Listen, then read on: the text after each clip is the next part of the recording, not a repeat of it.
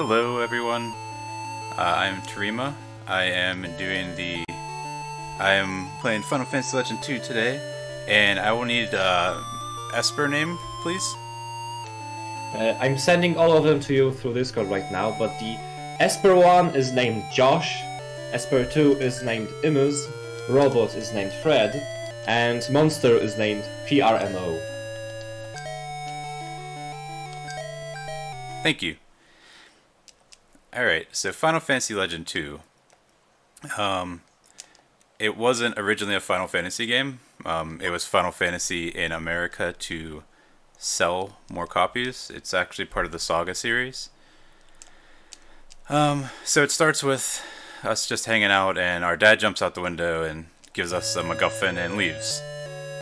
So years later, we want to grow up, or we do grow up, and we decide to go find Magi, which is what our dad gave us, and try to find our dad. So this game kind of works like Final Fantasy II for the NES. The more you use items, the more chance you get to gain a stat for that ability, or for that, whatever the weapon is based off of. So if it's a strength-based weapon, you're going to get strength. Agility-based, you're going to gain agility. Defense is increased by equipment, and then mana is used,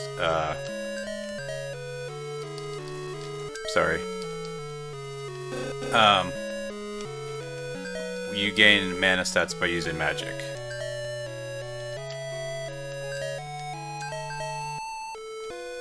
And then we are naming all of our characters.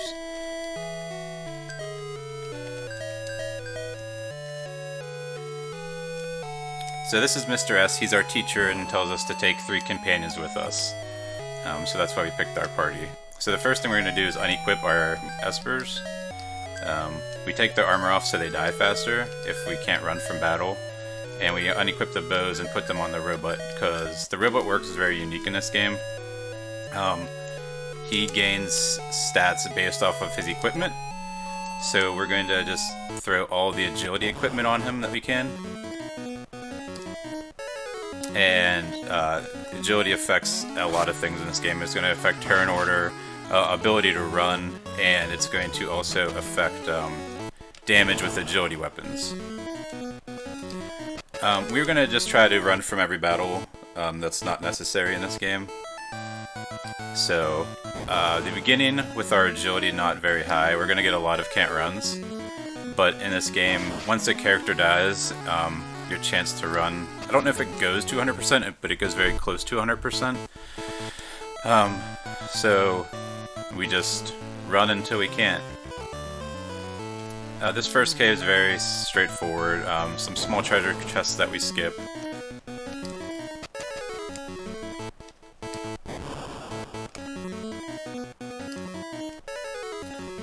With the difference between the humans and the Espers also, I used to call them mutants growing up, kind of like probably from X-Men, but Espers / mutants, they, as you saw when I unequipped the bow and the armor, they also have flame, so they have innate magic spells. They can gain up to 4 different spells throughout the game, and they periodically would change while you're killing monsters and leveling up. So the way it works, which I didn't know as a kid, is it actually takes the bottom spell and it'll just switch that one out. Which, as a kid, I didn't know, so I would always be real upset when I would lose, you know, the spell that I wanted and get some garbage spell. So first mini-boss, it's nothing, it's just a baby wyvern.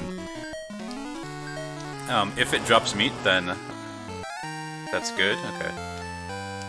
So the difference between humans and Espers as well is humans gain stats a lot faster in the game.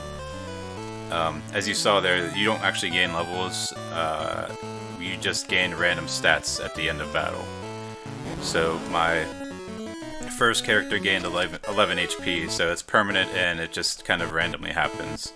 But if you're using weapons and killing things, depending if you actually use a spell or weapon that round, depends if you gain anything. So even though I used Flame for my Espers, they didn't actually attack, so they don't have a chance to gain a mana stat.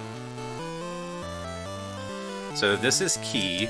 She's, we were trying to find our dad, so we asked her about him.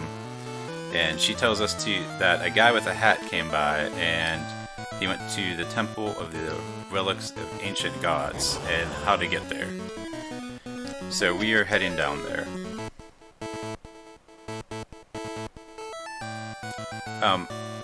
So the main, like, thing we do in this game is we pretty much just make our robot a killing machine.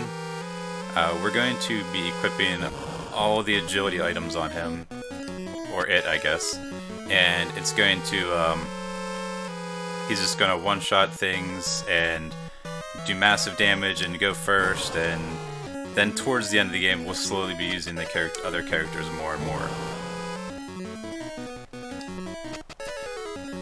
Monsters in this game work as, so we have a baby dragon at first. If you kill monsters, they have a chance to drop meat. If you eat the meat, it'll transform your dragon randomly into something else. At least we thought it was random, well, at least I did growing up as a kid. But there's actually like a chart, and depending on like what tier monster it is, what tier monster you are currently, and the type of meat you get from a certain, like what enemy it was, there's actually a chart. It'll tell you, you know, if you eat this meat and you're this, you'll turn into this. So it's kind of been mapped out what meat drops to get while doing the run.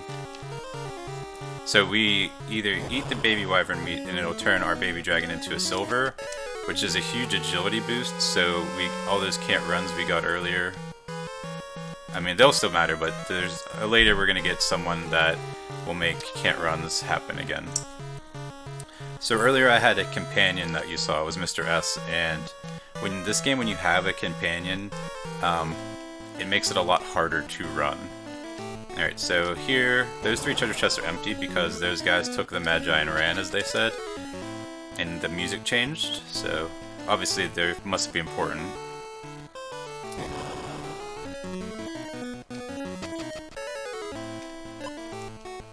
Alright, so here we're getting our next 3 Magi, and we actually do equip it.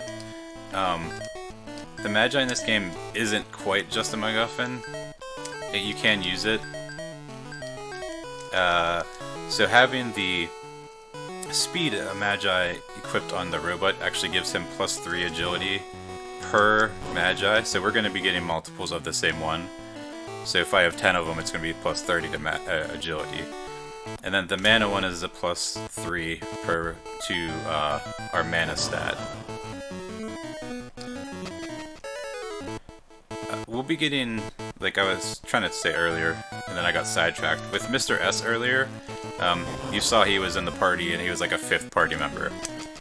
We're going to be getting companions throughout the game, and when you have a companion, it makes it much harder to run. So that's why we got a lot of can't runs earlier with Mr. S.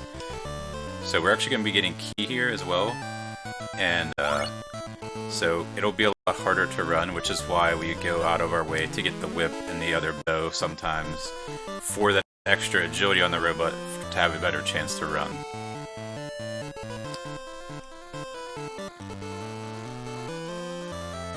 Alright, so we're going to make she joins our party to stop Ashura's men.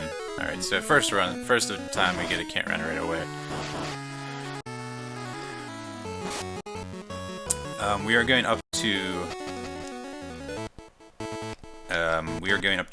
the Ashura's base now. So Ashura is sending men to places to collect Magi. If you talk to any of these dancing zombies, you get into a fight. So we're going to avoid talking or walking into them as much as possible. Also, as you notice, the encounter rate is very high in this game. I read at one point that they made the encounter rate higher to make the game seem longer. Since it's a Game Boy game, it's not very, very long. So that's why the encounter rate's very high. It runs on a fixed table, so you'll notice sometimes I'll get in, 3 battles in 4 steps, but then other times I'll walk for about 60 steps or so, and then I don't get into a fight. So I'm actually, since the zombie was moving to the left and I'm stopped, I'm actually going to be able to hold up and walk through him,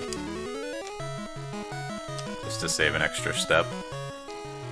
I guess I should also mention, I'm playing any percent glitchless with no hard resets. There are multiple categories for this game. There's certain runs that there's a glitch where if a character dies to poison at the end of a level, or at the end of a battle, it can just glitch the game. So there's any percent, there's a credit warp, there's certain parties that you can use, like 4 robots is a category, and things like that. So we were just making our way through Ashura's base, running more than I thought we could. I don't know if I'll be able to glitch through, or go in through this guy. The Magi, since we're collecting them, it's also used as a trigger to set which part of the game you can go to. So each section of the game is like its own little mini world, and we'll be teleporting through them. So if you don't have a Magi and you try to go to the next area, the game will actually stop you and tell you, like, you don't have enough Magi, you can't go on. So you can't just skip ahead to certain areas unless you have all the Magi. So the Magi that our dad gave us, like the first time you're playing, if you actually use it, it'll tell you how many Magi are still in that world. So that's useful when you're first trying or playing the game to find where, or realize that there are other Magi in this world. Alright, so another mini-boss, it's just a rhino that our companion will take care of pretty easily. She is a thunderbook, so she'll do a lot of damage.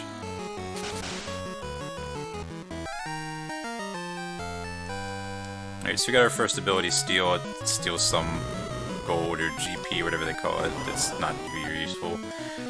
We will have a chance to get some useful skills even for the speedrun. Oops. Okay, so if you try to go, it'll tell you you can't leave. So we have to get 3 more Magi, then we can leave. The big skill we're going to be looking for is Teleport. You can learn it probably about 35 minutes, about 40 minutes into the game. If you get that, you can save like 4 minutes because you can just teleport around instead of having to worry about random encounters and everything. So here's the hub world per se. It's kind of a nice relaxed little area. So this is how we're going to be teleporting from world to world. So the first world we're done with, it's the first world. The second world is the desert world, or Ashura's world. So here we're going to be going through to Ashura's tower. So as a kid, like, if you walk in the map, so we're actually like in the desert now, as you can see, some of it's moving, some of it's not moving, and you can kind of get lost really easily in here if you don't know where you're going. But as a kid, I would always get lost in there, so I would just walk around the outside of the map, because there's like a little wall. Alright, so this is Ashura's tower. We're going to be climbing up it, getting some random treasures to make our robot strong. Anything that we're picking up and not equipping on our robot, we are just going to be selling to buy stuff for our robot for right now.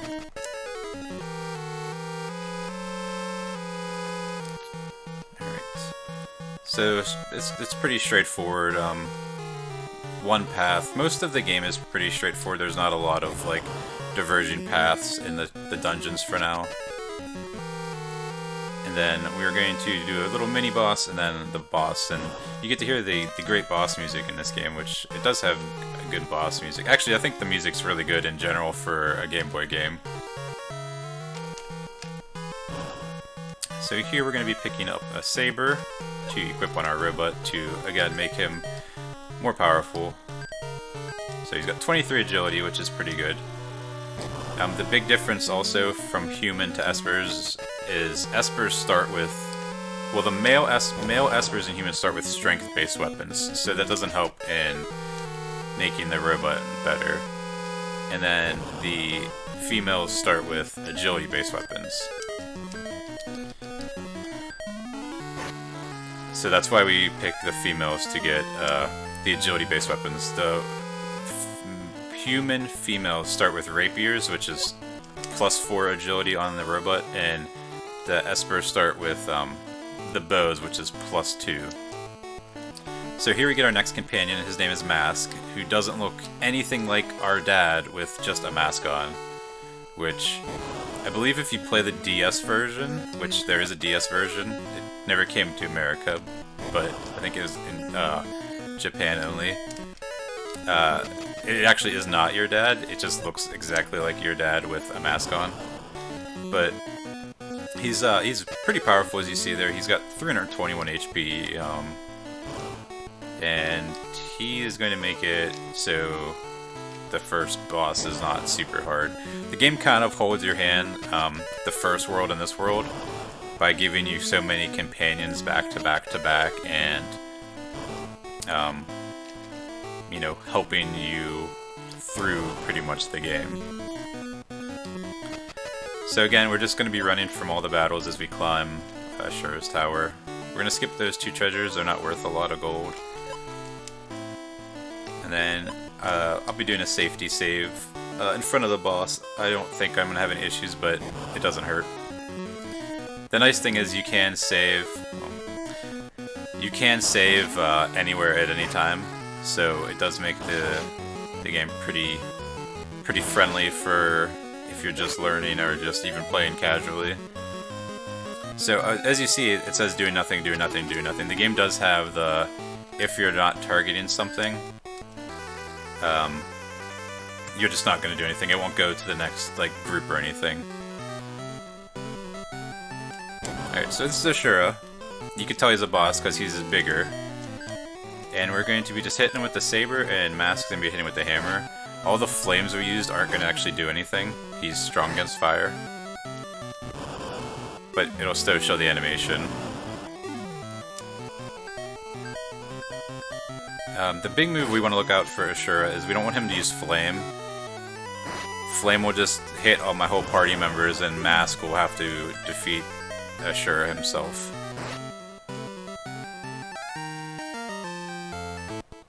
Alright, so Ashura's dead. At the beginning of the battle, he actually told us that he sent men to Key's body to steal the Magi out of her body. So Key has a healing power, which I didn't go over earlier, and because she has the healing power, she actually has like Magi inside of her body. So the Ashura sent men in. They went inside of her body to try to get the Magi. So as a kid there, I didn't know you actually had to talk to the sprite there. She actually gives you a Magi. If you don't talk to her, you can't go to the next world to be able to get what we need to get. So we're going to the next world, the Giants world, to get, it's called Micron. It's a potion. I'm guessing it's a potion. That's what I always associated it as, a potion that you guys are drinking, and we're going to be going inside of Key's body to take the Magi out of her instead of the bad guys taking it out of her. So, nice calm world, or calm, I guess, hub world, I don't know what it's called. So it says opened here. If you don't have enough Magi, you wouldn't be able to go in. So, on to the next world. We are going to Giants World. Do we have time for one donation, real quick? Yeah, sure. We have $5 from Idno saying Joe Primo. And this is one of the reasons why we named the monster in this one, PRMO. Thank you very much. And just a reminder, guys, first 800 subs that we get during this marathon, is matched by HyperX with $2.50 donation. So basically what it means that every sub you do is worth twice as much for ESA. So make sure to use those Prime subs and gift subs all the time. Thank you so much for your generosity, and let's keep it going. Alright, so here we actually run into our real dad, and he's surprised that we've grown up and that we are also collecting Magi. So he gives us Magi and tells us that people won't expect kids to have it, so that's why he gives it to us. We have to go into the back of that shop to talk to that man. He is selling Giants equipment, and we ask him where he got the Giants equipment. He tells us to go talk to Johnny, and Johnny will tell us how to enter the Giants part of Giants World.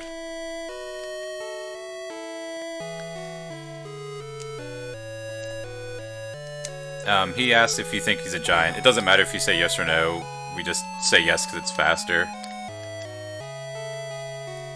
So, even though you can clearly tell how to get into Giants World, even without talking to Johnny, you have to talk to Johnny because it's a trigger in the game to let you be able to go through. So yeah, this dark spot that's very obvious that you can go in here, it's a secret door, but you don't know it's a secret door unless you talk to Johnny first. Alright, so there's two houses we can go in here. They're giant houses because this is like the giant section of Giants World. The first one is 2 Magi, which we can't go into the other door unless we get these Magi first. So as you can tell, like this is supposed to be a table, like a giant's table, and that's why we're underneath it. And this is their giant's beds. Since this is a giant world. So the main thing we're here for is actually in the other house that we have to go into, and it's for that Micron potion. We are going to... it's that eyeball actually up there that as a kid I definitely skipped that potion all the time because it doesn't stand out that much. Like it stands out, but it's not so obvious that you can walk up this, I guess, bookshelf on top of this table to get this Micron. The game is nice, so if you were to accidentally drop it or sell it, it will just appear there again, so you don't soft lock by accidentally selling that. Which is good because, I mean, at least they thought of that. So we're going to be making our way back to Key, so we can go inside of Key's body to get the Magi out of her instead of Ashura's men. But first we have to do a shopping trip to be able to get through to the so we can beat the next mini-boss, which is inside of Key's body.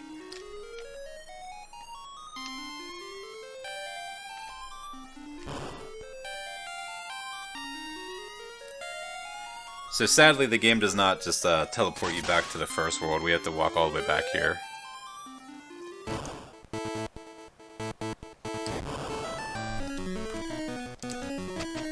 Inside of Key's body, it's going to be just a lot of running from everything, just like everything else, and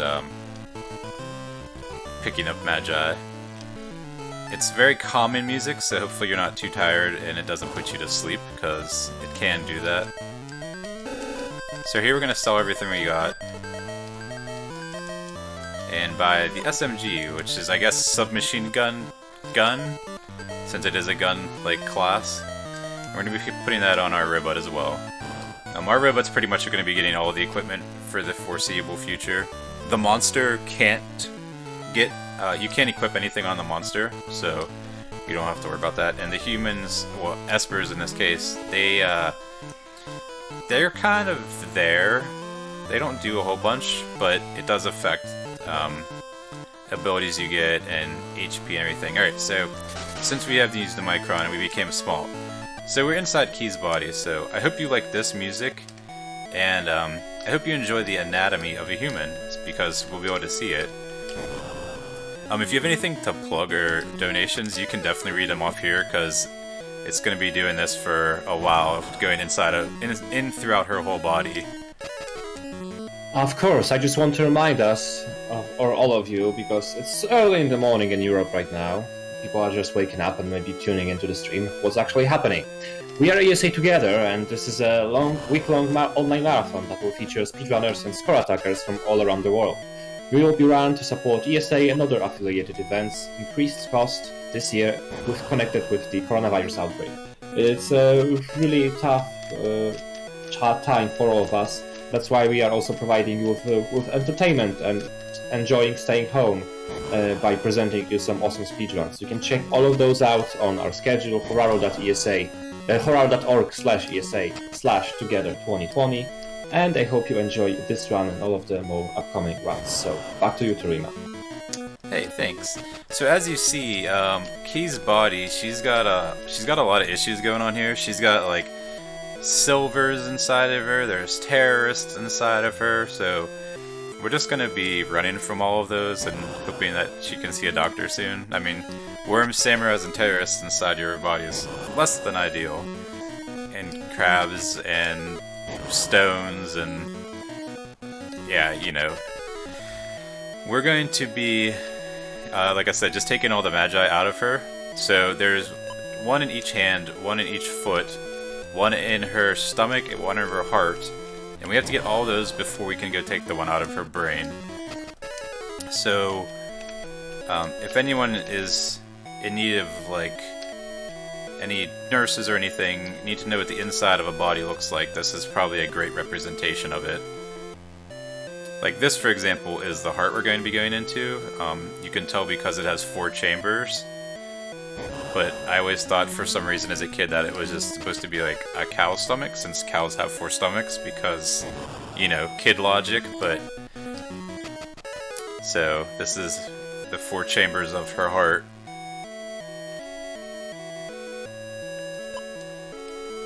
Then, going down to her foot, to get one out of her foot. The nice thing in this area, though, it does teleport you out of the area you're in. So you don't have to walk all the way back out, otherwise it'd be even worse.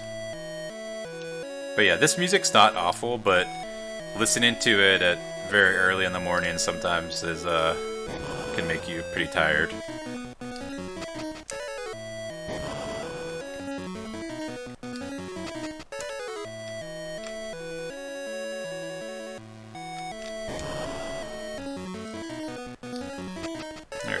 Making our way through her feet.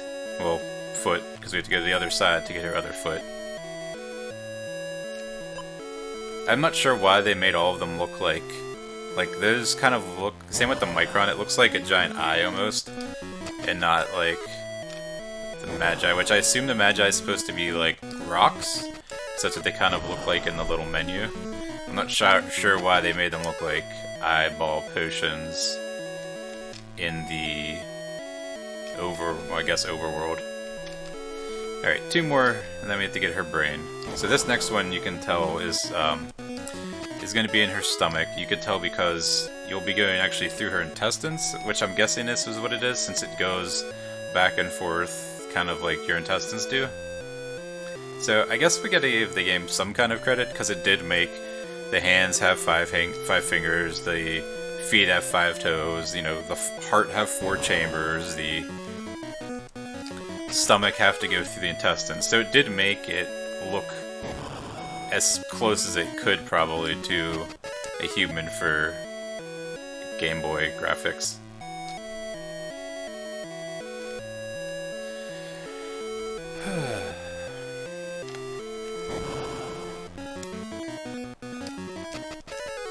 So that silver there is actually what our dragon would have been if we would have gotten a meat drop from the baby wyvern. So I hope you like the dragon sprite. It's going to be there for a while.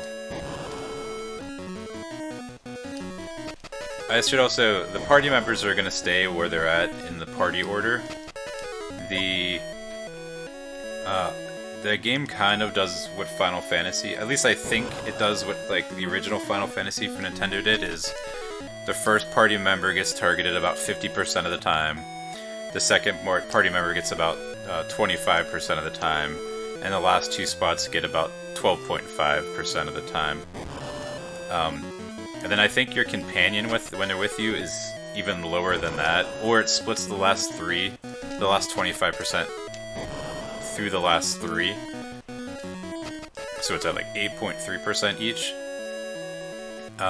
So that's why the first two party members are going to be hit a lot by single targeting things compared to the rest of my party.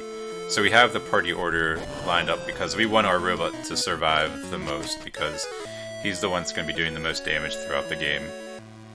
And then the monster will be relevant in a while. It becomes pretty powerful actually, and it's the reason that we can beat the game partially as fast as we can. Alright, so here we're in her brain. So I shouldn't have to save, but I'm going to because it takes 5 seconds. This mini-boss, it should be defeated in one attack with the SMG, but you never know. So you can fight anywhere from 4 to 8 of these, and hey, right on. Obviously, we would like to actually see more than less to get more money. So we just go and shoot them with the SMG and they die. So after we get all the Magi out of Key's body, we don't even talk to her, we just leave her, let her go, you know. She's just gonna sit there by herself now. She actually can't heal anymore, so that's why everyone in her temple is gone, because she can no longer heal because we took all the Magi out of her. So that's the first world again. So now we'll be going on to the next world, which is, it's called Apollo's world, I believe. So here we will meet Apollo, and he will give us some riddles to find Magi in his world.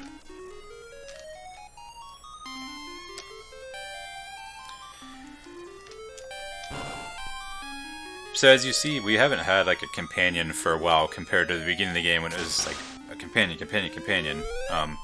So it does slow down on the companions that we get. Alright, so here's Apollo's world, and he's in this giant castle here.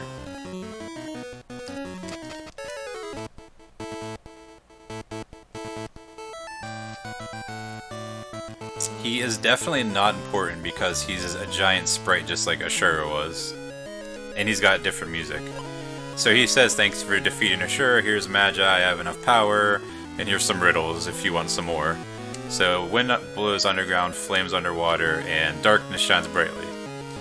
So, I mean, they're not very hard riddles to do. You just kind of walk around and you'll eventually find them. So the first one we're going to go to is actually an underwater volcano because, you know, it sounds something that a JRPG would have, an underwater volcano. We don't have to worry about breathing underwater, we can just do it. And I also hope that you liked the music from Key's body, because you get to hear it again while we're underwater in the underwater volcano.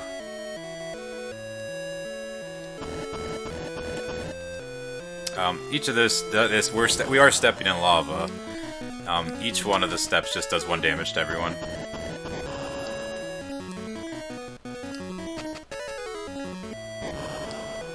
Yep, that must have been the 3 battles and 4 steps, I think it was.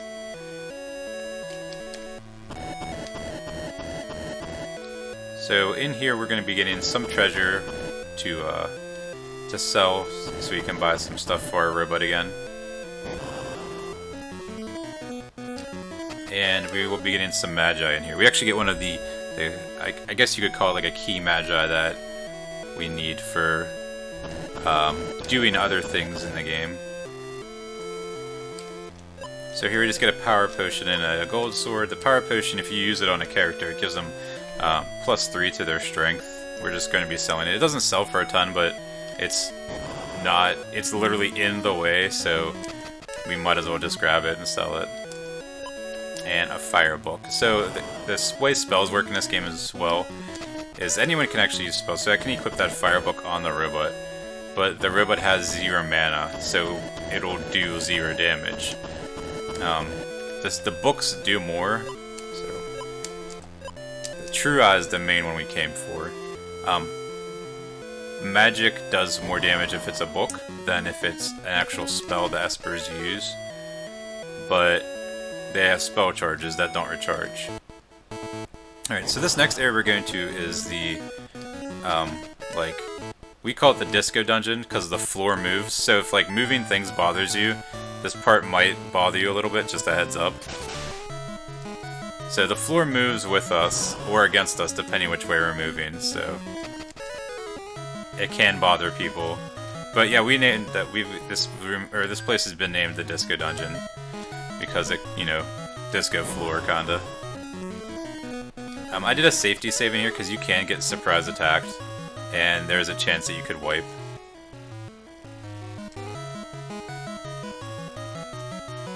So we can't come here unless we get that True Eye Magi from the volcano. Even if you memorized your way through this area, you can't go through it without the True Eye Magi. Like, it won't let you go any further than the first room. So we'll be making our way through here. Again, picking up treasures mostly to sell, to buy stuff for our robot. We're actually going to do a little shopping trip at the end of this to make our robot even more powerful. The monster we do not want to run into is the Saber Cat. The Saber Cat is going to be the one that can ambush us. So here we're going to be getting a laser sword. Preemptively, there you go, laser sword. So that's going to be our next main thing for the robot. So yeah, I think 12 agility, I think. Maybe more, I wasn't paying attention. So even if we do get ambushed, as long as they don't use magic attacks, our robot should have enough agility that it can dodge everything at the current moment. Also, as you notice, my HP is pretty low. Humans and Espers only gain HP stats at the end of battles, and since we're not doing any battles, they're not really gaining HP. Our monster only gains HP when it changes like when I change what monster he is. But our robot gains HP based off of what he's equipped with. So that's why he actually has an average amount of HP at the current moment. But we're completely skipping everything and just going straight agility with the robot to do massive damage and run from fights and dodge physical attacks and everything. As a kid, I didn't know agility was so important, so I wouldn't be able to run from battles all the time. Alright, so here's our unexpected. 10 enemies. We should be okay because there's no magic users in this group. So as you see, it says did nothing, did nothing. Those guys were targeting the first two characters that are dead. Since what you picked is targeting, if it dies, then your character just doesn't do anything. So it's kind of like a double-edged sword. It's nice from the standpoint of, like, when you're battling enemies, if they're targeting someone that's dead, they're not going to do anything. But it also is not the best, because if you're in a battle and you kill something, your character just doesn't do anything. It just says does nothing. So it's kind of nice, it's kind of bad. I mean, in the speedrun standpoint, it's nice because stuff like that will happen. You'll have, 14 enemies, but if 10 of them are targeting 2 characters that are dead, they just don't do anything. It doesn't happen too often that our characters are targeting dead creatures. Alright, so this is the cave in the north. So this is the cave where the wind blows. So here we're going to be fighting another mini-boss. It's a giant robot named Donatus. So he's very unique in this game that your Espers, when they learn spells, it depends on what monster they're fighting, what kind of spell they can learn. The spells are level like 0 through 9 and then A, I think? Or it might just be 0 through 9. So, a level 0 spell you can learn from any monster at the beginning of the game. Level 9 is like endgame monsters that you can learn that spell from. Well, Donatus is flagged. He's either flagged as the highest level, or he can just teach your Esper's any spell in the game. So I could learn anything from him, or I could learn nothing, because there's just a chance you don't learn anything after a battle. But since he can teach you any spell, we can actually get spells that we shouldn't have yet. So if you're casually playing, you could get some very endgame magic off of him, or endgame status protection. But in the speedrun, the only thing we really want to see, if you have an Esper in your party, is you want to get teleport from him. Getting teleport, like I said, you could save like up to 3 or 4 minutes, but it's just a grind to, if you wanted to keep going here over and over and over again. So here we get our companion Lynn. She fell down that little like elevator shaft, as you saw we like slid down. And she's stuck and can't get back up, she said. She's awful. She's the worst companion in the game. She has very low HP and she does very terrible damage. And she makes it so you can't run because you have a companion half the time. We will save. I was gonna say we will save in front of the robot just in case. He has a chance that he will kill my robot, which means I won't be able to beat him. Alright, so I should one-shot him. Yeah. Alright, so we got Charm, it's nothing crazy. Alright, so here's Lynn and her mom, and then we find Dad's here, and we just said, we thought he was a hero, and he's just bumming around here. So here we find out Dad's hanging out with like a second family. So we're like, what should we do now? We're like, let's just get Magi. So here we're gonna sell everything. Even the Micron for 1 gold. Then we're gonna buy 2 headbutts and another laser sword. So we're gonna make our robot super powerful.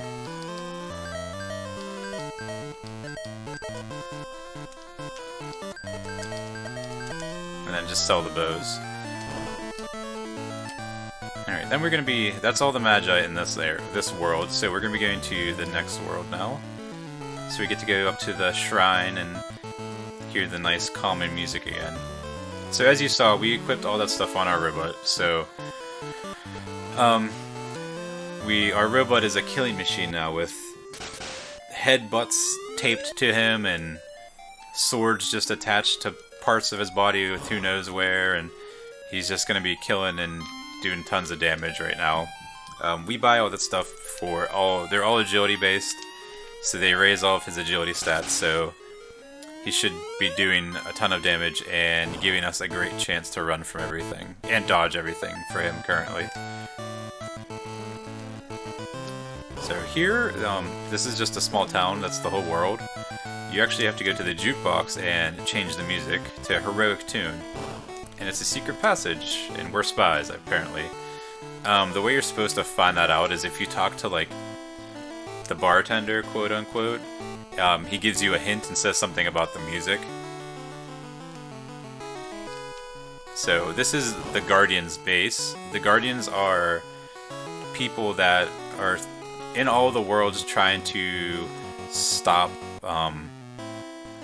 people from collecting the Magi and becoming gods. That's what they say.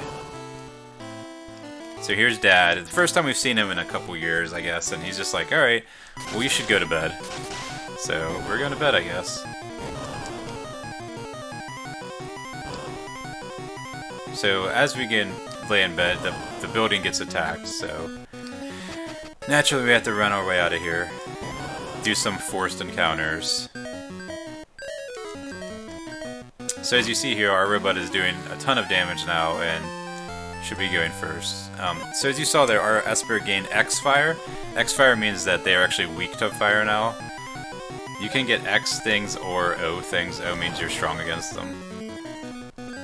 So here we have Dad now, and he's not bad.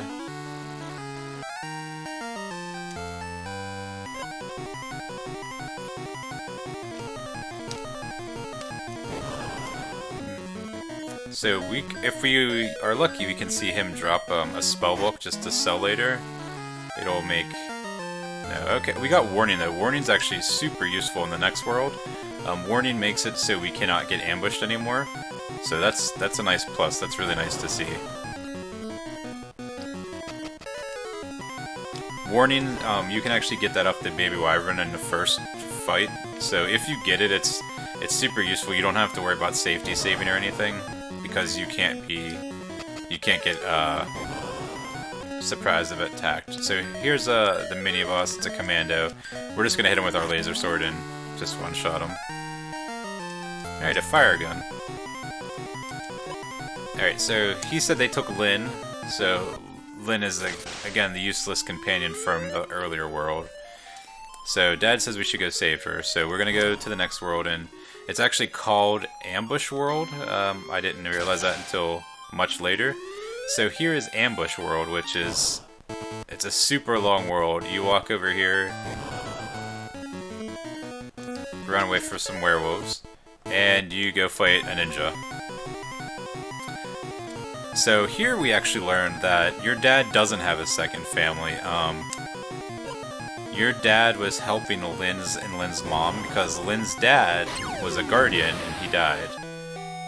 So Dad was helping them out. And then Dad turns into a nuclear bomb and blows up the ninja for us to leave. But actually the ninja's not dead, so we're gonna have to fight him off. So Lynn's a little less worthless here, but she's still pretty worthless. Alright, so we just use our laser sword and chop them up. So you could talk to Lynn or her mom. Her mom's a little faster, and you get to hear this great music a little longer. So you do get some magi. I'm going to just be walking to the next world, so if you have any plugs or donations, you can feel free. Of course. I want to point out now that by donating to ESA, not only you can make us feel better and relieved after the coronavirus outbreak, you can also earn some amazing prizes. You can check them out at prizes.esamarathon.com. I'm just gonna tell you that the cumulative amount of $15, $20, or $25 throughout the marathon, so $5 here, $10 there, you know how it works, can get you some cool stuff, including HyperX headsets, HyperX mouse, HyperX gamepad, and French indie game bundle. Check out the descriptions and the details on the site. Once again, prizes.esamarathon.com.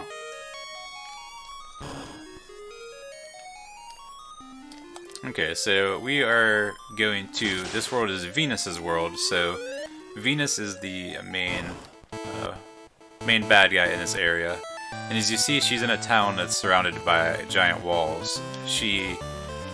You learn through talking to NPCs and everything that she has this giant town, and she kicked out everyone that was ugly, and it's only beautiful people in her city with the giant walls to keep everyone else out. And she also tells you that, you know, thank you for defeating Ashura, you can stay in my town, you won't find any magic. And then, I don't know, we always joke in the community, it's just like, ho, ho, ho, like... so you actually have to talk. This is the first, like, real section of the game where there's lots of triggers. So, you have to talk to her to be able to, for the gates to open. And then the next section, we're going to be going to, I believe we've named it Dirty Town, which is the town that's outside of Venus's city. And we have to talk to Leon here. If you don't talk to Leon, you can't go to the next area, kind of like in Giant's World, how you couldn't go to the next, Alright, so he just says he was exiled from town because he had a broken leg, so he's obviously not pretty anymore if he has a broken leg. But if you don't talk to him, you can't go to the next area. Just like earlier, you couldn't go into Giant's side of Giant's Town unless you talked to Johnny first. So those werewolves actually can ambush you, but because we have warning, we don't have to worry about being ambushed anymore, which will save time. Jeez, and that's 3 straight fights with werewolves, so... Alright, so this is the sewers, which, if you don't talk to Leon and you enter here, or you try to, it just says, like, sewer entrance, do not enter, and that's all it says. So this is one of the first worlds also with, like, kind of like a story plot. Like, this whole world actually has a pretty, like, an actual story going on. So Leon is in love with Flora, and he wants to marry her, but he got kicked out of town because he has a broken leg. And then Venus wants to force Niles to marry her instead. So it's this kind of whole like conflict going on, this love triangle, forced marriages and everything. So here is a forced encounter, it's a hermit. But we will just hit it with the laser sword and kill it. So, and we get a key. That actually meat drop is, we actually have to farm that for meat if we turn into a silver at the beginning of the game. But since we did not turn into a silver, we can skip that meat drop. Sadly, because usually it doesn't happen first try, but... Alright, so since we have the key, we can come steal some more Magi. That fourth treasure chest is a mimic that contains enemies that we do not want to fight right now, so we'll just run away from it. Just running from all the battles as usual.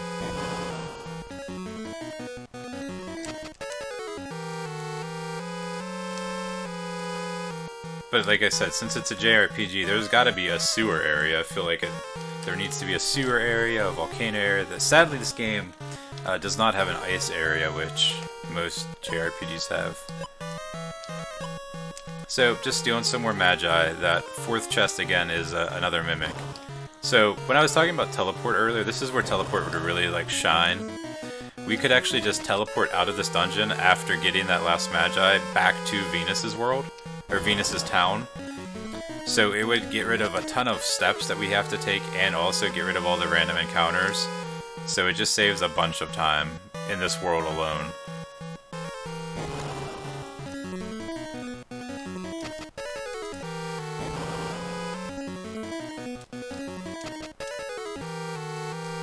Alright, last area. We're skipping all these treasure chests, they're just out of the way for us to get. And we gotta go fast, right? So here we can actually walk through the walls and then leave. So yeah, if you turn around, it just says garbage dump, not sewers. I apologize. Garbage dump, keep out. So we're back in Venus's city. So here's Flora. Niles is the little imp guy on the other side.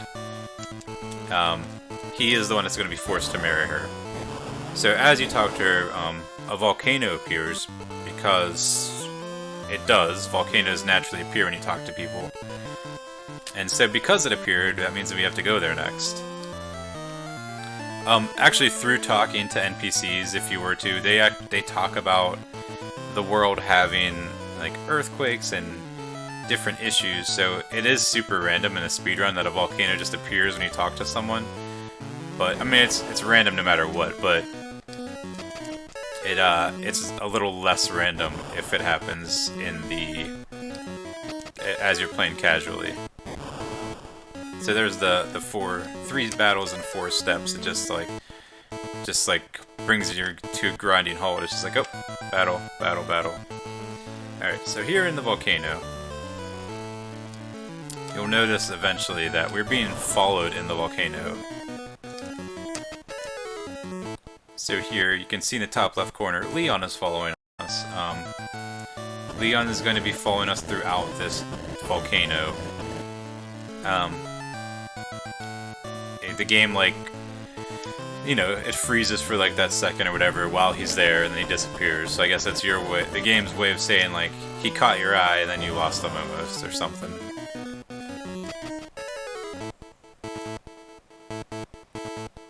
So here we're going to be getting a couple of treasures that we're going to be selling later.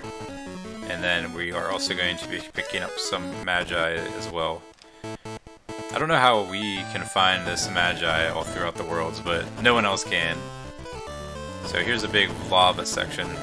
So recently I've decided that the way the party actually gets over top of the lava, since, you know, you shouldn't be able to walk on lava, is we actually all just jump on the like back of the robot and it just goes across it, and it always reminds me, like, in my head, that it's just like a Roomba just kind of gliding across the lava with all of us just standing on top of it.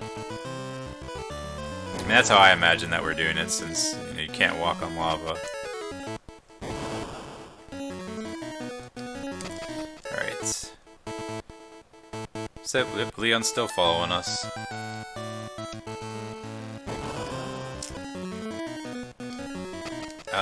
All the battles we'll be running from again. The next world, actually, we're going to be hopefully not grinding too long to get a meat drop. It's going to be a fixed fight, but it's taken, I think the most I've seen is 39 attempts for it to drop meat, and you know, it can happen first try or it can happen that many tries, so.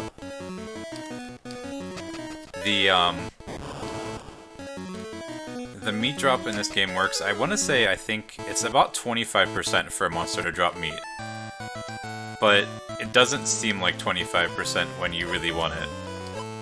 So picking up some items to sell. Leon's getting a little closer there, so he's getting a little more gutsy. I don't know how he's surviving and walking through this volcano by himself, by the way. I have a party of 4 and I feel like I'm barely surviving half of my characters.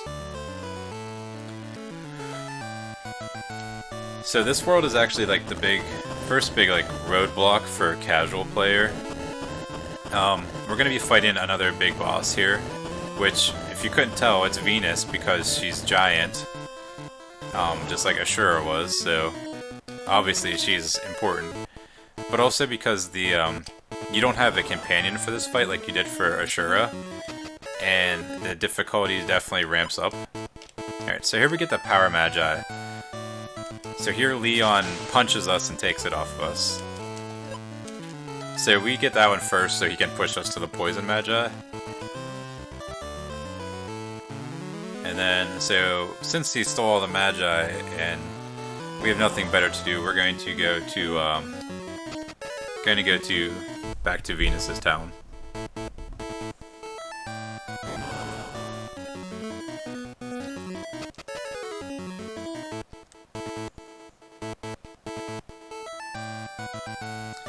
So back in Venus's town, or city, whatever you want to call it.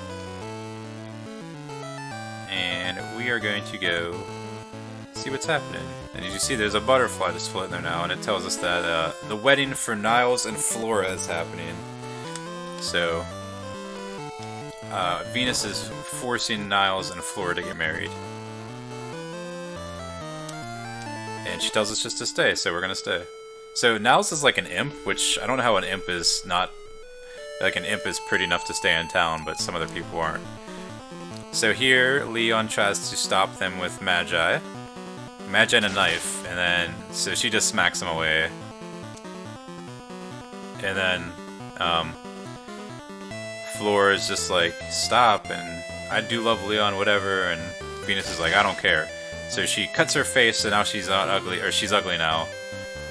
And Venus is like, you can't do that. And then we're like, alright, we have to stop this.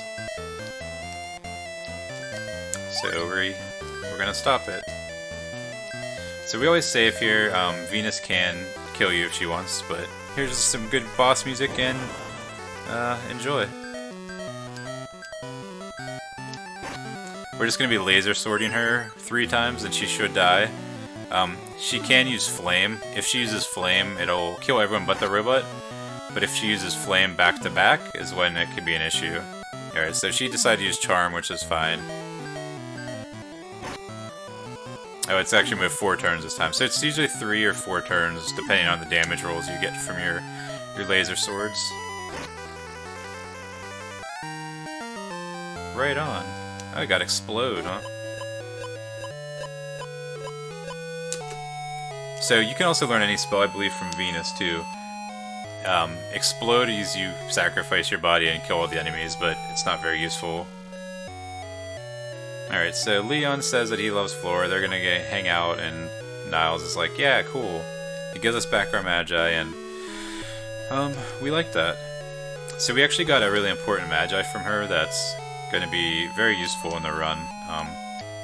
It is the Aegis Magi. If you use it in battle, you can equip it. Your team is cannot be hit by elemental magic attacks, and it can block physical attacks for that party member that turn. So it's gonna be very useful. All right, so here is the big RNG section of this category at least, is the dragon race. The dragon race, you can pick up to one of 4 dragons. One's free, the most expensive is like 1,000 gold, and it depends how fast they go. It also depends on how many mini-bosses are on the dragon course. So the slowest one, there's only 1, the fastest one, there's 4, and then the other 2 are in between. So I personally picked the second fastest one, because I can handle the speed of it, and it gives me an extra... the Magi gets messed up, and it gives me actually 2 speed Magi from the mini-bosses instead of 1 throughout the 4. So it gives my robot a little extra. So as you see, we're going really fast through this compared to the rest of the game.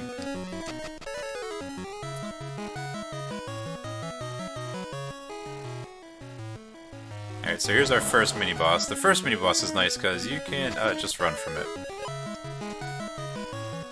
So the next 2 little mini-bosses here, we're going to actually save just because they can be problematic. So this is going to be the first section of kind of heavy resets. We can reset the game for fixed battles, like this is a fixed battle. So there's 4 of them, so we're just going to A-B start select and reset out of it. You can't, however, reset out of random encounters. It's against the rules, so... So yeah, we're going to be resetting out of 3 and 4 of the fights because it just, you can't win sometimes, so it's just better to reset out of it and just try to get 1 or 2.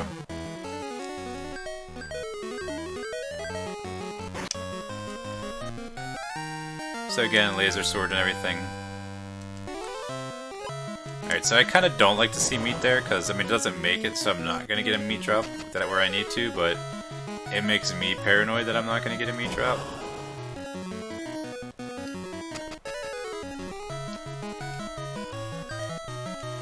Alright, so this is the big grind. So this is the Watcher. We need the Watcher to drop meat to turn our dragon into... turn him into a Watcher, which is towards the end of the game, so we're going to watch our baby dragon turn into a very big, strong monster. Maybe. Alright, so no meat drop, so... Alright, that's 1 attempt. Alright, that's 2 attempts. 4, we don't fight for it. If you can even win, it takes way too long. Ideally 1 is the best, just because you get in there, laser sword is dead. If you have 2, that's okay. So the big thing with Watcher that we like, it has warning, so if you don't get warning throughout the game, you get it here. So you can't get surprise attacked. Alright, that's, what, 3, 4? I don't even remember already. It has Beam, which is a very powerful move. It also has Stone Gaze, because we can stone a couple enemies in the later part of the run. So 3 you can do, but again, it's very... it could take a while if you can even win. So I guess I never mentioned also that, like, with the SMG earlier, you saw there's 7 enemies that killed them all at once. There are attacks that target just 1 enemy of the group, and there's attacks that target, like, an AoE target of the whole group. So that beam move there is actually the move that we want. Oh, he killed my robot, so I can't even kill him now. So that's, yeah.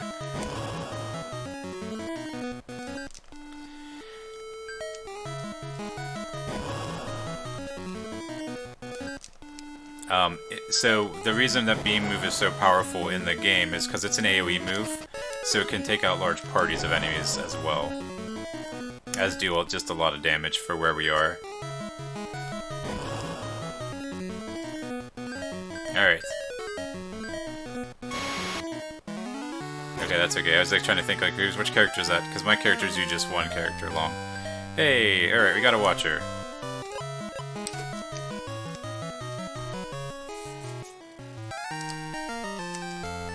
Congratulations! Alright, so our Watcher now is super powerful. Baby Dragon turned into a Watcher just like that. And all of a sudden he's got 614 HP, massive stats compared to what he was.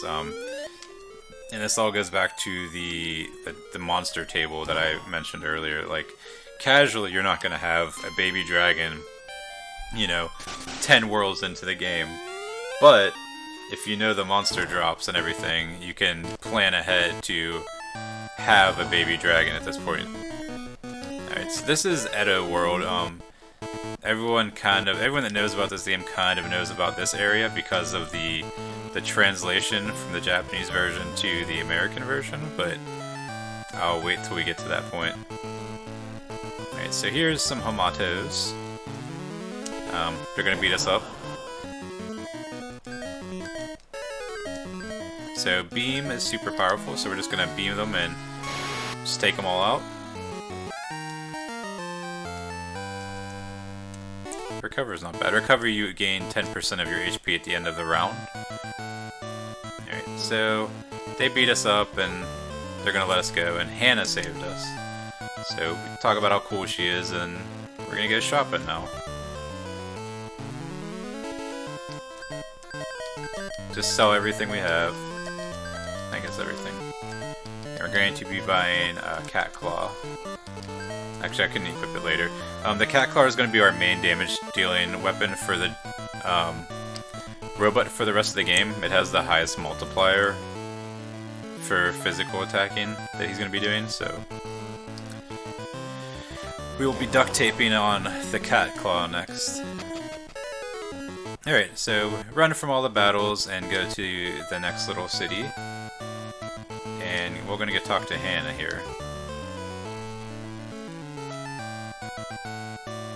Or Hannah. Alright, she's talking about how her dad was investigating Ichigoya and he's smuggling stuff, so we're going to go talk to Ichigoya next. Hey, that guy actually moved out of the way. That NPC there usually just is notorious for just standing there and then moving after you pass him.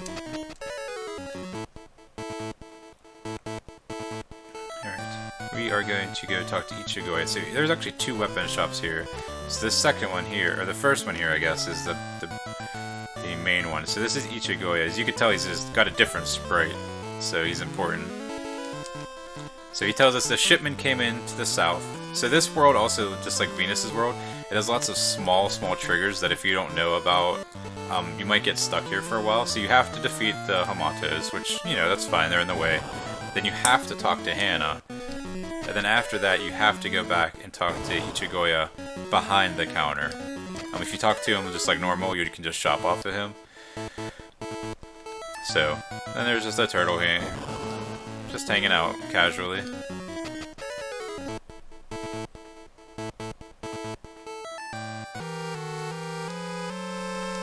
Alright, so in this boat, this is where Ichigoya is getting smuggling his goods in that we learned about. So this is the part we learned what he's smuggling, and that's the kind of the meme of the game that everyone kind of knows about that knows the game.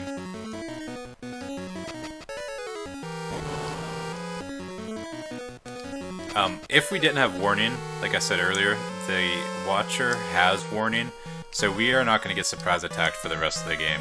Alright, got our laser gun. We're going to be getting a tank here, because you can just equip a tank.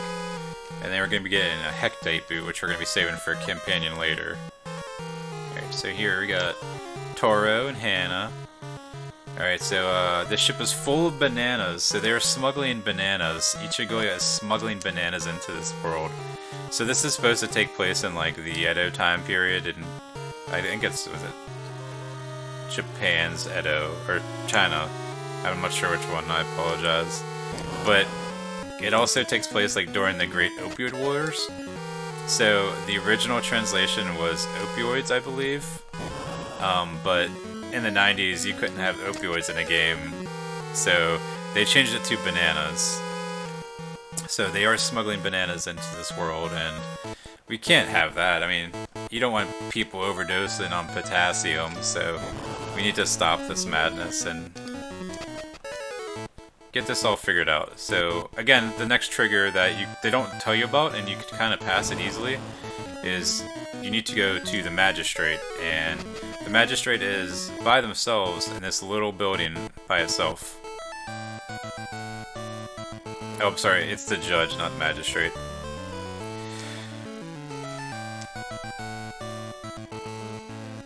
Alright, so Kami's here, his sister, her friend, and Ichigo is back.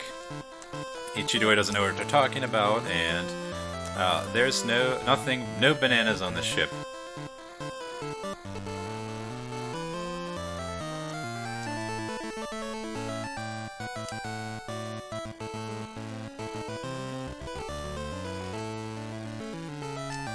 Alright, so he went to try to find clues on Ichigoya, and he got beat up, so we are going to help Hannah out some more here.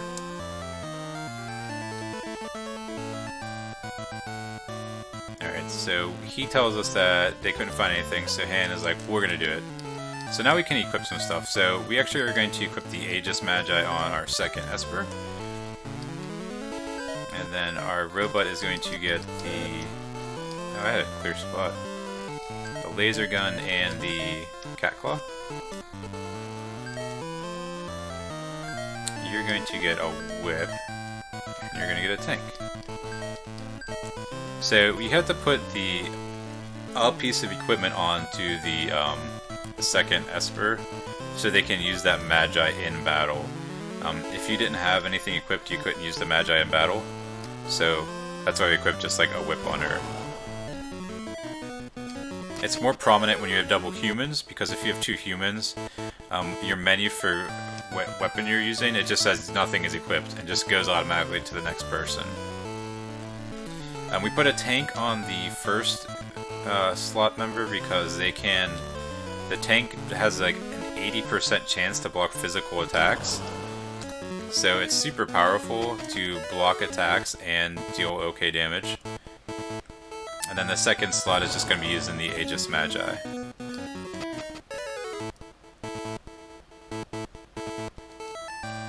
Alright, inside we hear some people talking. So Ichigo is talking to the Shogun here, and he's talking about keeping the police quiet, here's some extra money, and we changed the music ourselves, and the game actually acknowledges it and said, what is this music? So, which is kind of funny to me, I've always enjoyed that. So I'm gonna preemptively set up actually here.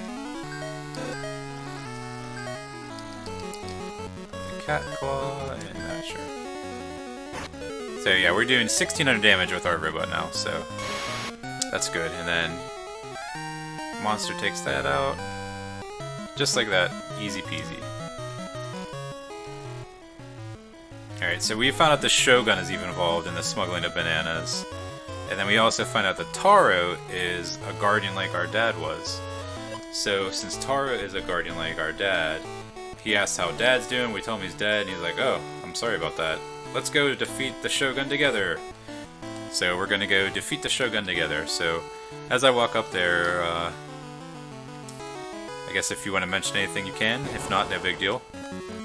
Of course I want to mention something. I want to mention ESA's merch, because on speedrunstore.com you can buy some amazing shirts and hoodies for your own sake. I have to say they are really good. I have one of them. I wish I had more. And you can have more too. Just head on to speedrunstore.com. Check all the amazing designs, all the amazing sizes, etc. And the prices are pretty low, so yeah, I really recommend them. Once again, speedrunstore.com. Alright, so here is a fixed battle that we do. It's pretty easy fight through it. We're going to just be defeating this party to go on. Sadly, our robot missed. You do have a chance to miss even with max agility, but it's fine. The big thing about this battle is you kind of have to remember the layout of it, because... Oh, we got an ice sword, that's good for selling later. You have to remember the layout of it, because it's an unrunnable fight.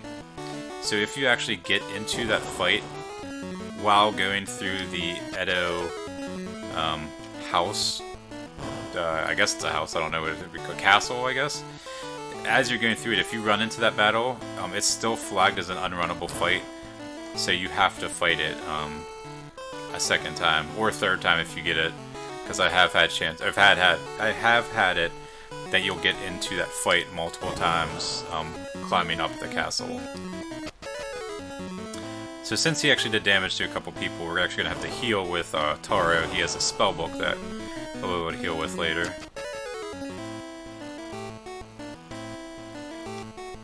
Here we're going to be getting a couple of treasure to sell, and we're actually going to get one to equip on our robot, which is it's a good one. So this is the first section of the game for me that like I was super lost, and this felt like super hard as a kid. It doesn't have just straight paths like everything else has to this point. There are a couple of different paths. They're not huge, but they do branch off, and there's multiple.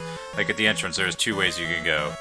You know, it's just one's a dead end, but it's still, compared to everything else, it's different. And the same with here. This is also, there's 2 different doors, so you could go in the wrong one. And then it actually splits with a left and a right here, so...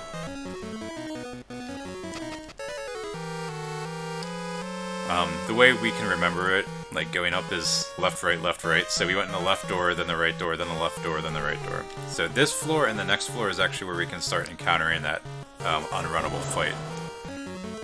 Which is right here. Thanks, game.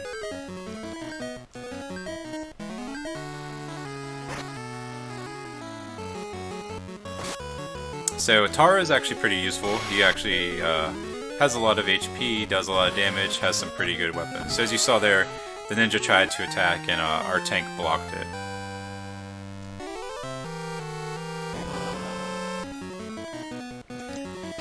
But Taro does decent damage, he's got good weapons, he's good stats, so he actually is a useful companion again. So that's nice. The game doesn't give us a bad companion, because this boss actually coming up is pretty tough, and it's tough casually too. Man. I've had it happen before, but it doesn't happen often that you run into this multiple times. But it's nice that once you recognize it, you know that you can't run it. Because instead of trying to run and half your party dying, you can just kind of get it over with.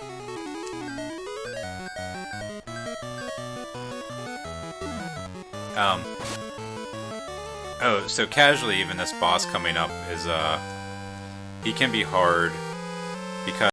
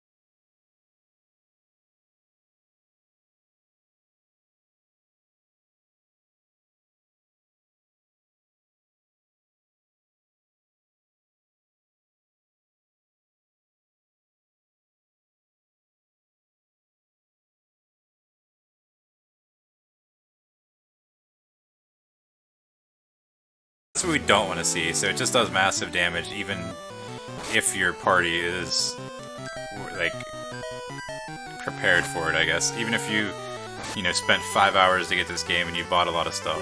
Right, that thunder, it didn't do anything because we used that Aegis at the beginning of the fight. So elemental spells are not going to be useful on my team at all. Alright, well, we got them.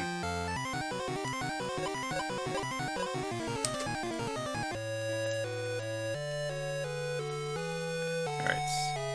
10 more Magi to go. So, the next world is... it's... Casually, if you've played this game, you definitely know what this next world is. It's super fast or super long, depending on what you're doing. If you... It's just one dungeon. It's called the Nasty Dungeon. So if you're walking through it, There's 10 floors full of treasure, and monsters get harder as you go through. But in the speedrun, we just grab the Magi and we leave. That sprite there, if you talk to her, she says something about like, oh, this is a nasty dungeon, you don't want to go in, it's really hard. And then at the end of it, she's sitting there waiting, and she talks to you and says, I told you it was nasty, wasn't it? And if you say no, she teleports you back to floor 5 and says like, well, maybe you should do it again, or something along those lines. So it's pretty much like, you didn't think it was hard enough? Here you go. So if you just tell her yes, that it was nasty, she was like, see, I told you, and lets you leave. But there is some awesome treasure, and there's some like end game stuff, but it just takes too long, so we skip it. So this is Valhalla. Where our next boss is here. So if you noticed, it was kind of like there was a Shura, then there was a pretty long gap, and then the next real big boss was Venus. But then it goes like real fast, like bosses. It was like Venus, and then Magnate, and then we're gonna fight a boss here, and it's just like it ramps up real fast about like the bosses you're fighting and the difficulty of the bosses and everything. So here's Valhalla.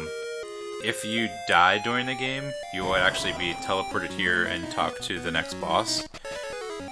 But since we did not die, we didn't talk to him at all. If you when you're playing, like casually, if you die and you talk to him, he actually gives you this big long monologue speech when you meet him now. But since we didn't die during the game at all, when you talk to him, you just go straight into a battle.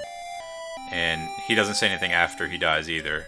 Like, if you meet him playing the game, he'll give you a big long speech before and after. So I don't know if the programmers just decided you weren't going to die. Like, that, or they decided that you have to die playing this game. So I don't know if they just, like, didn't program it because they didn't think people would get here without dying. But it's very bizarre just to go up to him, talk, instantly get in a battle, and then he just dies. So I guess we'll talk about it, who it is and everything now before we get there, so I can talk about the fight when I'm in it. So this is Odin we're going to be fighting. If you die, Odin, you talk to him, and he says something about he'll revive you as long as you promise to fight him at some point, because he wants to fight powerful warriors. And then after you fight him, he was like, oh, thank you for fulfilling my wish of fighting powerful enemies, and I can rest easy now. Or something along those lines. But if you don't die, you just talk to him and you instantly just go into a fight. And then you beat him and you instantly exit the fight. It's really bizarre. So we'll definitely be saving for him. Odin can also be a jerk. So this is the first and only boss that actually has like people with him. Okay, so Odin did nothing, so that means he was going to plan to heal the Raven Odin Crow that we killed. So since we got the Aegis off, that's good because he can use lightning, ice, and thunder, and so they're all blocked now. So what we don't want to see is what he's doing and just using his spear over and over and over again and just killing everyone.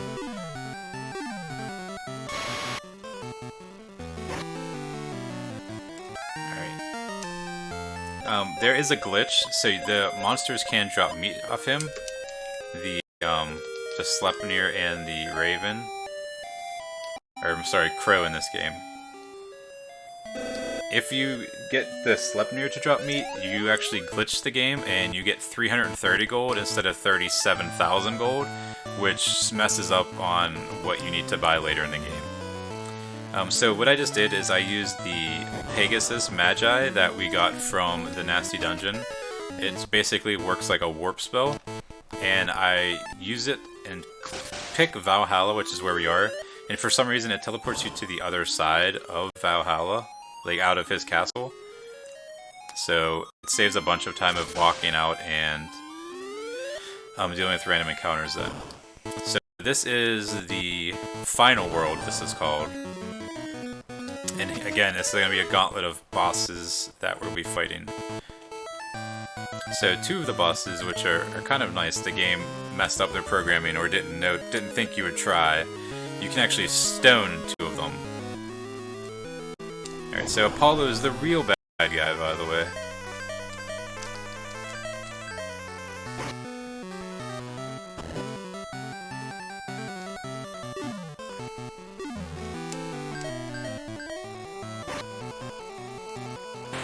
Alright, so stoned. Alright, so Apollo has Magi, the last one. We have there's 77 of them. I guess I should have mentioned that earlier, I apologize. We have 76, he has the last one. He threatened to kill all of our friends that we've met throughout the world, unless we give him the last one. But don't lose hope, here's Dad.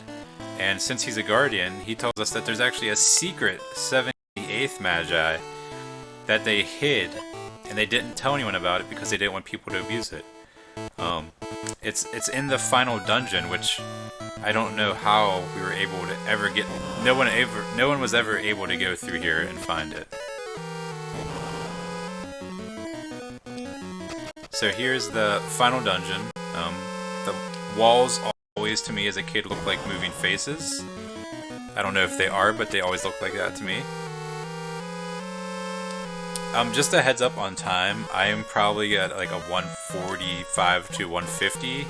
I should be coming in at, just for record keeping sake of what you guys need to do. Alright, so we get a karate. Oops, I'm supposed to equip that too. We get a karate we put on our robot. So we put the flare book and the Hectite boot on Dad. The Hectite boot we put on Dad so he gets an extra 15 mana. So he'll be doing massive damage and healing for a lot with his magic spells. And then we put the karate on the robot because it gives it a huge agility boost even if we don't use it, just to make the cat claw that much more strong.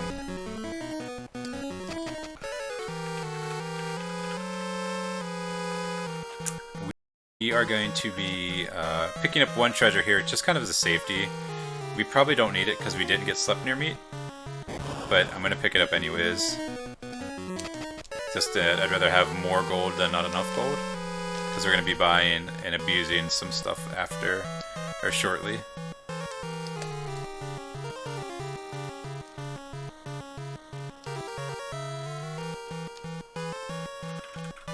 Okay, so here we're getting the Arthur armor. We just picked this up to sell it. It's the most not out of the way. It's about, what, 10 steps or so out of the way, so it's not really, really out of the way to get it. And it sells for a decent amount if we need the gold.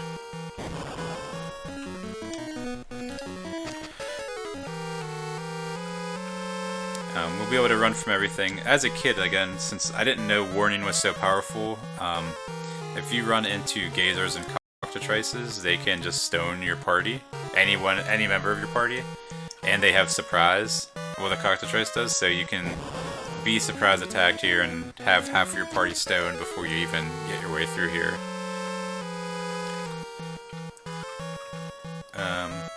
We're coming up to a room that actually has an Excalibur in it, which is kind of hidden, so I didn't know. You kind of don't know it's there right away. It's you have to go through a secret wall that's kind of obvious, but kind of not if you don't know to look for it. It's a very symmetrical room, so...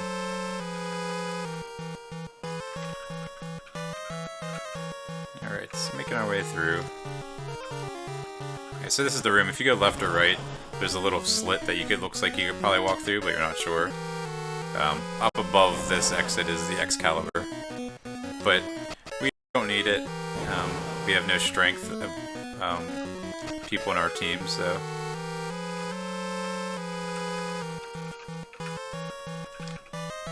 Alright, almost the end here.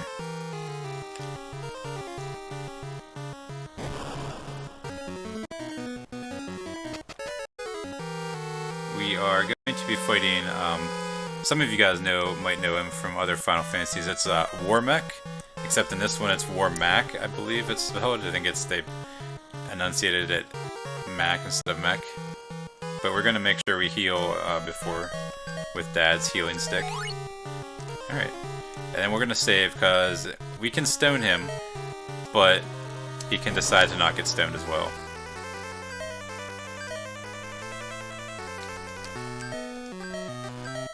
And then we're going to be using Flare for Dead that we'd equipped on him to do a lot of damage.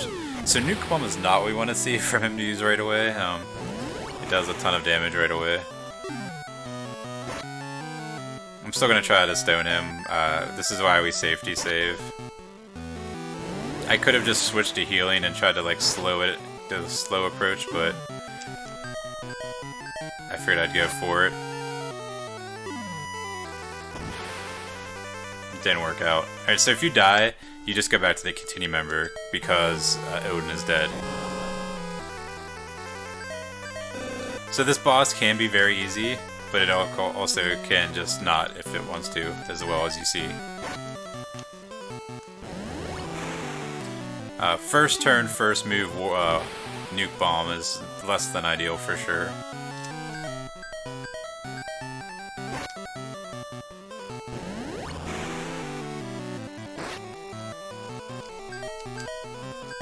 Alright, I'll just do the slow approach, I guess.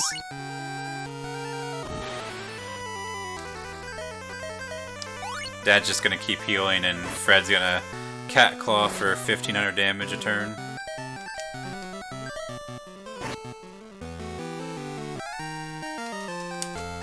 Alright, so here's the last Magi. It's the Heart Magi.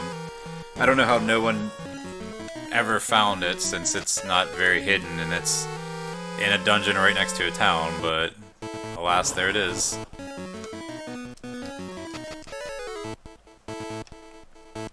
So we're gonna go on one more giant shopping spree before we go fight Apollo.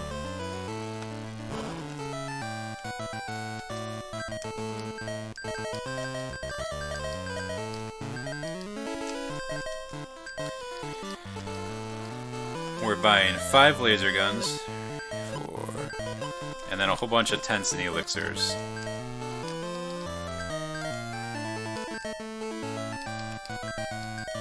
I think I might need one more. Whoops.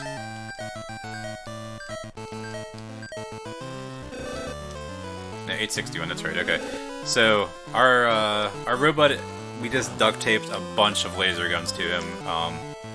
So even though the stat is maxed at 99, it actually overflows, so that's why we just throw all the agility stuff on him to make him just do massive damage.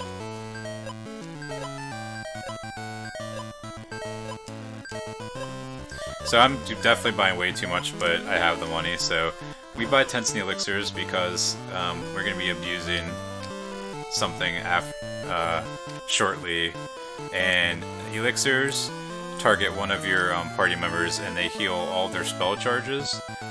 So, like all the robots' equipment, if you use them, it slowly depletes. But if you stay in an inn or use an elixir tent, it charges it back up.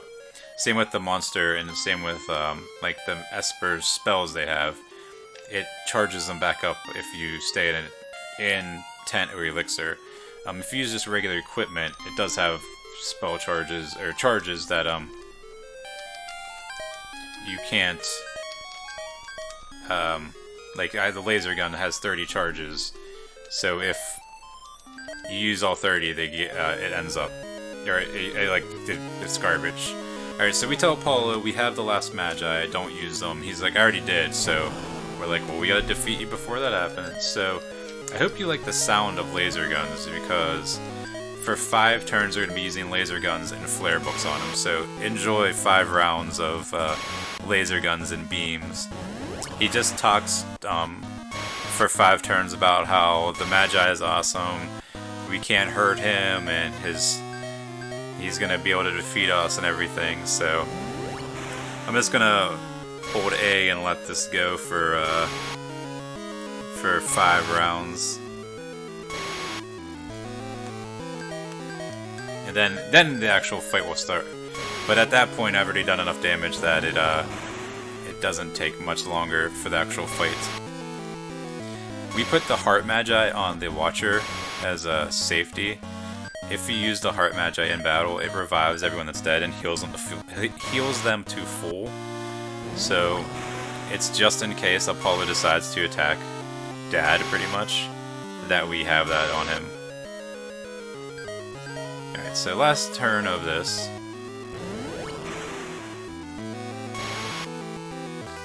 Alright, so now it's a real boss battle because the music changed. So what we're going to do is the same thing except use the cat claw on our riblet, and that's pretty much it, and he's dead. So then he turns into a second form. Alright, so we are fine. I'm pretty sure I can run this next fight or next round, but I'll just keep attacking. So his body starts to melt because he doesn't have all the Magi, and then he attacks us with a flare. Because that's his rotation is Master Moon Flare, Master Moon Flare. And then so the next room we're just gonna run, and he's melting, so he explodes, and our dad jumps in front of our party members to save them. And then Dad fell right on. Alright, so we have all the Magi back. Dad's dead again. So we tell him that we're going to use all the Magi to save him. And Dad's like, don't use them. Don't do it. Alright, so we use them all. And we get Isis, the ancient goddess of Isis, or ancient goddess Isis. So she reads our mind to tell us what's or she reads our mind so she knows what's happening. And then she's like, oh, I just healed your dad, he's fine. And then so the real boss in this game is we have to go to the center of the earth because a security system is now freaking out and the whole world is shaking. So from this point on, we cannot run from any battles. So we're going to be having to fight everything. But Isis luckily has Flare and 99 of all stats, so she can pretty much one-shot everything, which is why we bought all the tents and elixirs. As I'm making my way down here, if there's anything you need to donations or plugs, go ahead. Of course, as you're saving the world right now, I would like to point out that in a couple of runs, we have Pokemon Sword Run that needs some bid words to get filled up because we have to choose the Ninetales name and the trainer name. We have some naming here in the Final Fantasy Legend 2 as well, as you can see by the names of the characters. And you can name some characters in Pokemon too, and it's a run that's coming real close, so make sure to donate for those if you want the key Pokemon and the trainer to be named after you or after anything else you want, so make sure to donate. Thank you very much. Alright, so the only thing that we really have to keep an eye on is how many flares we have left, so I have one flare left after this. If you get into a fight with no flares, you can win, it's just going to take a lot longer.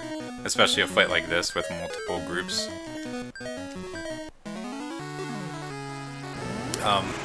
Sometimes the game messes up the agility turn order. So Isis and the robot have 99 agility, so they should always go first. But sometimes you have too much agility and the game calculates it wrong and they'll actually go last. So that is what we don't want to see. As you see, I'm using the samurai bow with the robot and the tank with the Esper. They're just AoE attacks that, if for some reason, because some certain things do live through the flare, it'll just do extra damage.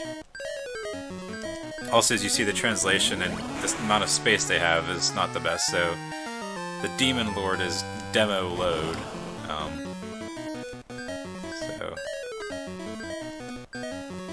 Two flares left. Oh, 3 flares left. The samurai bow took them out. So that can happen too.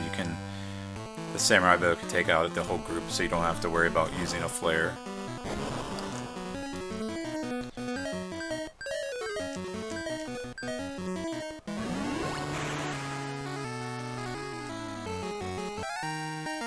Alright.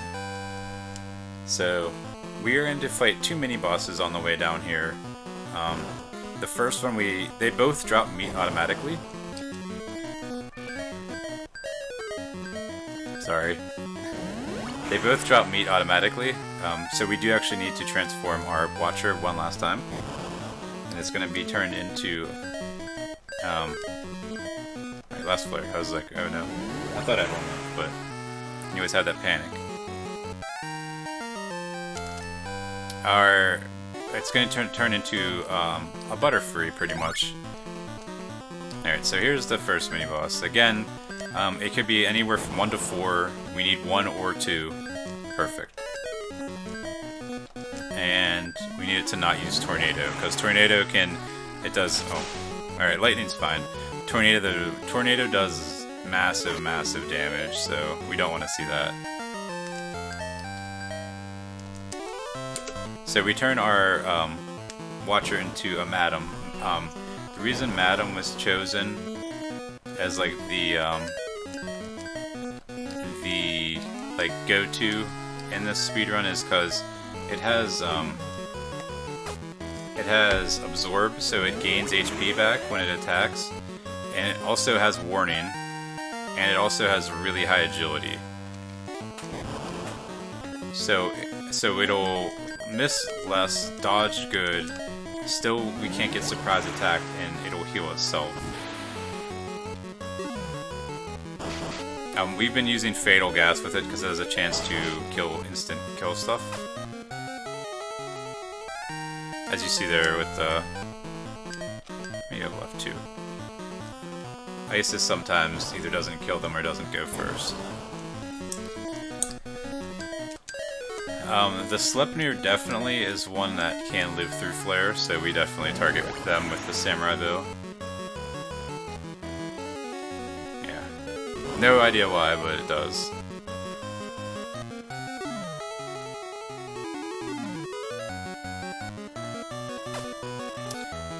There is an optional, like, super boss coming that we have a chance to do. If I run into it, I will do it. I'll just make sure I save ahead of time. It's random whether it appears or not. It has a chance to drop a 7 sword, which can hit up to 7 times. But it's strength based, so it's not going to be very useful in the speedrun. But I figured I could show it off. If I run into it. All these fights, I don't remember if I said it, during this gauntlet on the walk down into the Arsenal, Arsenal's the last boss's name. While I walk to Arsenal, you can't run from any battles, so that's why I am fighting everything.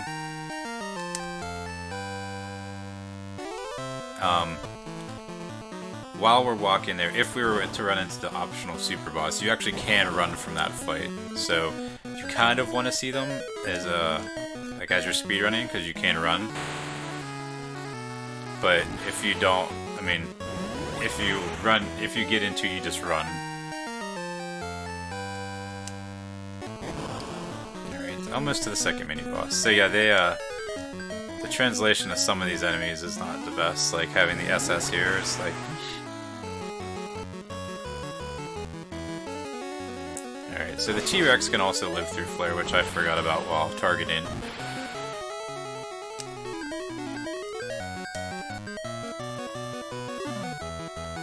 So sadly we have to use 2 flares this fight, but since I picked up that Arthur armor, I have a ton of tents and elixirs. Usually you only buy 1 or 2 tents, and the rest elixirs. But I figured I'd have the money, I might as well just go overboard.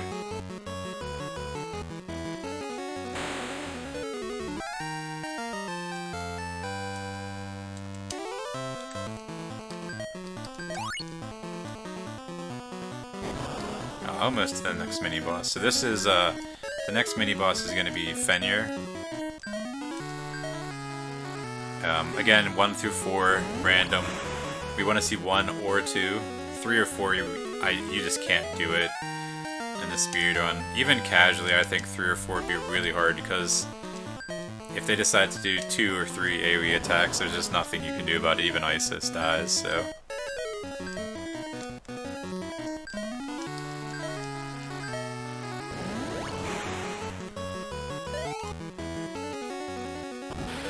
Yo, nice block with the tank.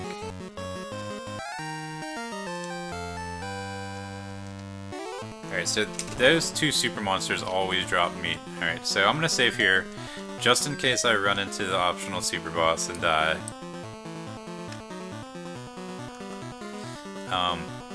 But those 2 monsters, they always drop meat, and and they always evolve your monster to the highest class. So I think it's like level 1 through 9 monsters, and then there's A monsters and B monsters. And they are B monsters, or they're A monsters, I guess. They're the highest. So you can only, if you have a group of 4 monsters, you can have 2 as the highest class and 2 as like the second highest class,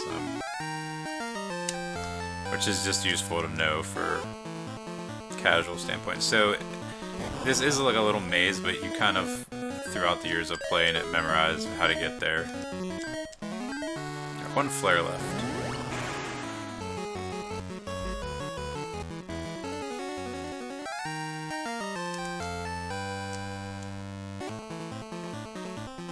Almost the end. Alright, so we're at the last boss now.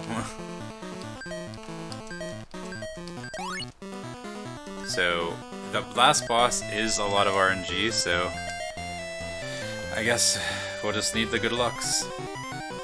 So she fights one and we fight one. It has 3 phases.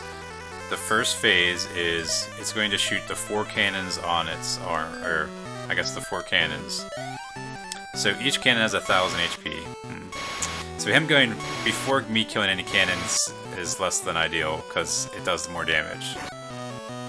So each cannon has 1,000 HP. It doesn't carry over, so if you do, 1,500, it's still just 1 cannon dead. Alright, so 3 cannons are dead. So it repairs them and then goes. Alright, so sadly our 1 Esper is dead. So we're going to switch over to the tank. That's less than ideal as well. So the tank would have blocked the second phase attacks if they attacked my Espers, but... So the second phase it goes to is, we call it the small smasher, which is this. It, single targeting, it drops a smasher on you. You can dodge it, and you can block at the tank, so... Just to make our way. Time is when it says Arsenal defeated or Arsenal fell, just by the way. So its third phase is it uses the Big Smasher, and the Big Smasher, it hits my whole party for random damage. It goes anywhere from 63 to 693. And it doesn't matter what stats you have or anything. That's just how much damage it does. So we don't want to see him attack twice when our butterfly doesn't. And those are really low damage rolls, so we got lucky. So that's what we want. So our butterfly is at full HP. And that's time. It was a super clean fight, actually.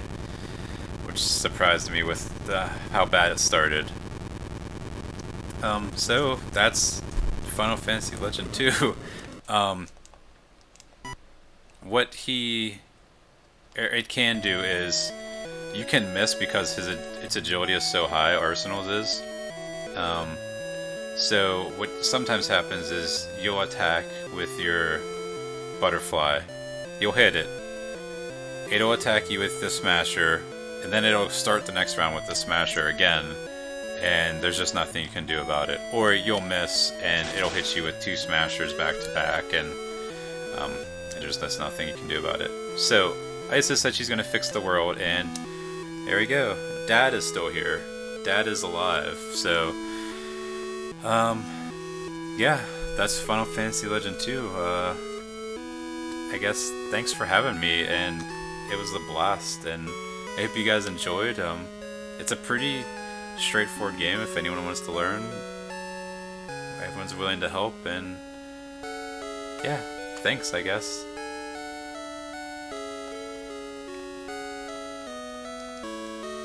We can watch the credits roll if you want. There's nothing too exciting that happens, and it goes very slowly, the text. I think we're going to go ahead and go to the next game. So sounds good. Any last thing you want to say? No, just thanks for having me. Thanks for putting this event on. It's been a pleasure to watch, and it was a pleasure being able to participate. And thank you.